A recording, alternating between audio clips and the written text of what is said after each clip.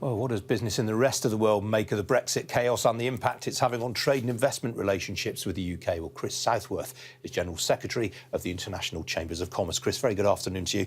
Just how much contempt does the business community have right now for our politicians?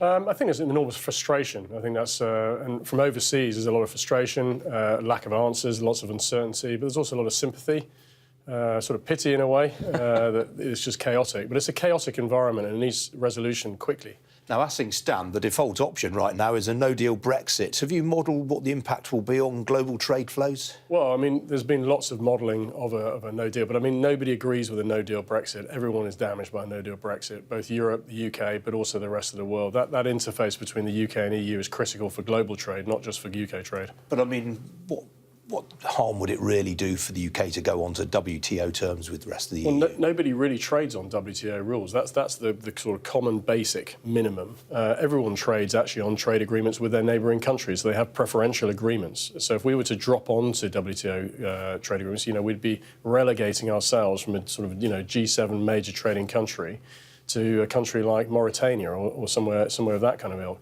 But I mean, ultimately, it puts barriers in place, and a lot of them. Some of the tariffs are extraordinary. So if you're a farmer and you're trading meat, the percentages of tariffs, 50+%, that's a lot on your margins to a low-margin business. So that will have a huge impact. Are we talking really here about traded goods, though? Because I mean, a lot of services. The single market hasn't been completed in an awful lot of services, like insurance, for example. Well, there's a myth between trading goods and trading services. For a country like the UK, we are 80% trading services, but we're also 80% of the 20% in trading goods is services. So we mostly trade in goods and services.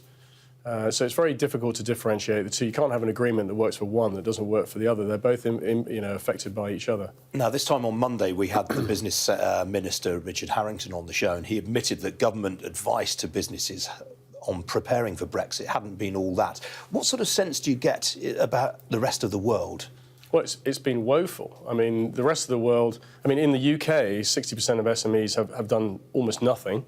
We're 71 days away. A lot of SMEs from don't trade, of course, with Europe. No, these are trading SMEs, so that's just the UK. But as you go further outside the UK shores, you very quickly realise that most companies have done nothing. And the information they're getting is nothing like what we're getting. So they're completely unprepared.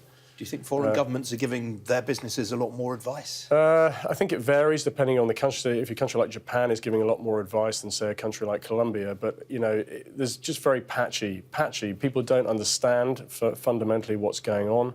They don't understand why we have so much chaos and so much uncertainty.